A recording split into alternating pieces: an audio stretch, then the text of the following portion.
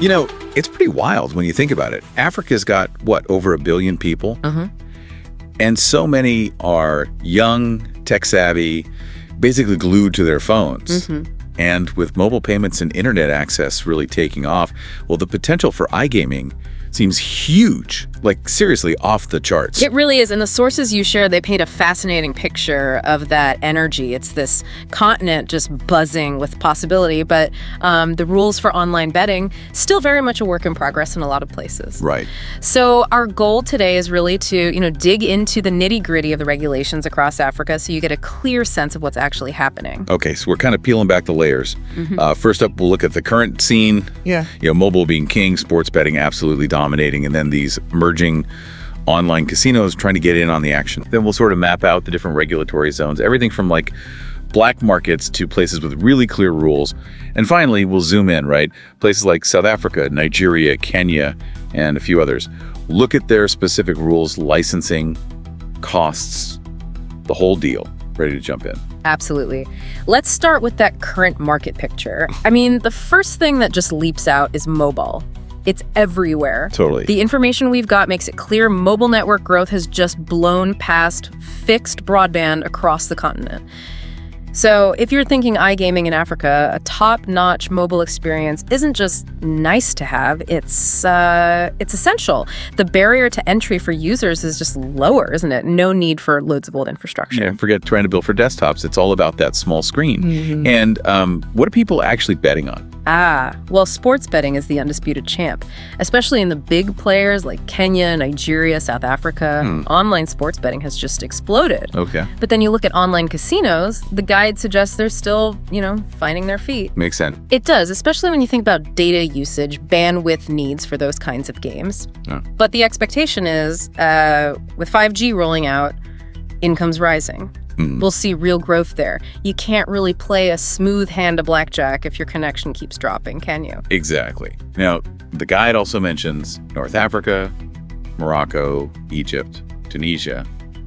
Sounds like a different setup altogether there. Yes, it's quite different. Those countries tend to restrict gambling for their own citizens, but they allow it in hotel casinos, mainly for tourists. Wow. It's a way to tie gambling revenue into their tourism sector. And interestingly, some also have these national bodies that funnel some gambling money into like sports development. So yeah, different approaches. Okay, a real patchwork then. Right, let's get down to brass tacks, the regulations themselves. The guide seems to break it down into 4 main types.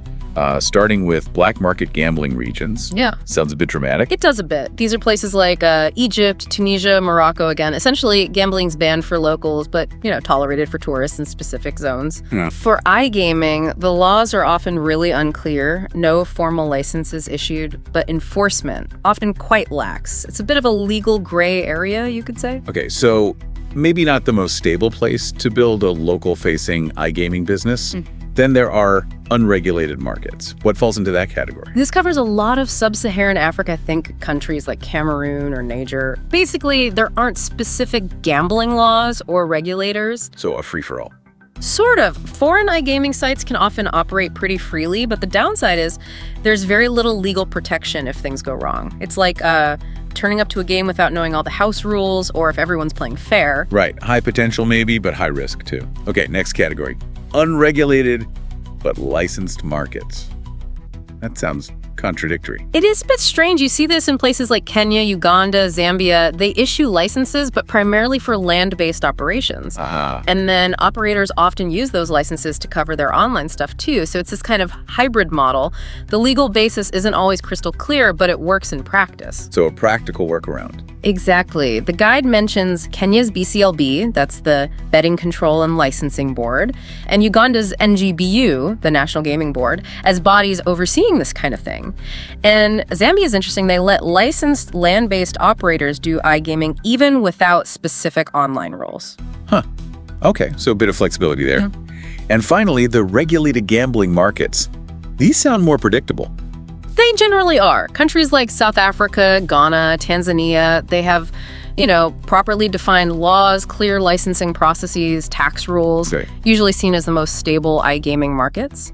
But there's often a catch requirements for, say, a local company setup or local servers. That can mean higher startup costs, but you get a more solid legal footing. That makes sense. Okay, let's zoom in on some of those regulated ones. South Africa first. The guide says it's quite mature, growing fast. Absolutely. The gross gambling revenue for iGaming there jumped, over 25% in 2024. So yeah, very active. But here's the really key thing. Only sports betting, including online, is legal. Yeah. Casino games, online slots, roulette, that kind of thing, not allowed yet. So if you're dreaming of launching a big online casino in SA, you need to, hold your horses for now. That's a crucial distinction. Good to know.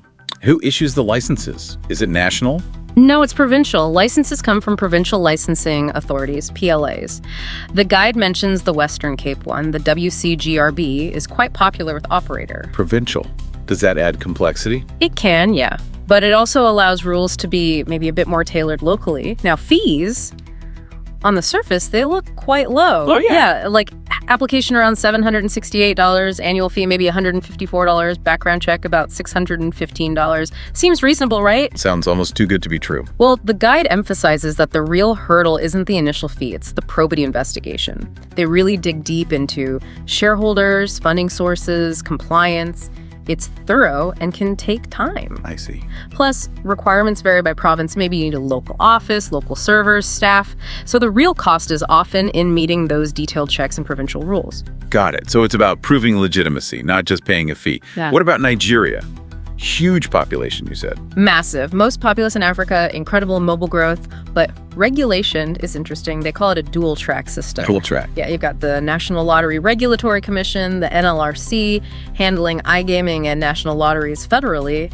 But then you've got state bodies like the LSLB in Lagos, which is the main hub, focusing mostly on sports betting within that state. Okay, so potentially dealing with two different regulators? Sounds confusing. It can be, yeah, depending on what you offer and where you focus, and the costs in Nigeria. They're significant. How significant? Well, for either an NLRC iGaming license or an LSLB sports betting one in Lagos, the application fee is about 2 million naira, but the license fee itself, 100 million naira. Wow. Yeah, 100 million naira, valid for 5 years. There is a 50% discount if you're part of the Association of Nigerian Bookmakers, but still, that license fee is a major factor. It really shapes who can enter the market. That's a huge barrier. Okay, switching gears. Kenya. You mentioned they were an early adopter. Yes, Kenya's system is generally seen as more established, more transparent. You've got one main body, the BCLB we mentioned, regulating pretty much everything physical, online, sports, casinos, lotteries. Okay, that sounds simpler. It can be. The application needs quite a bit of detailed business plan, proof of funds, even a CSR plan, corporate social responsibility. Fees are kind of mid-range. Application around, say, $7,700, a one-time license fee near $23,000, then annual renewal, maybe $3,800 or so.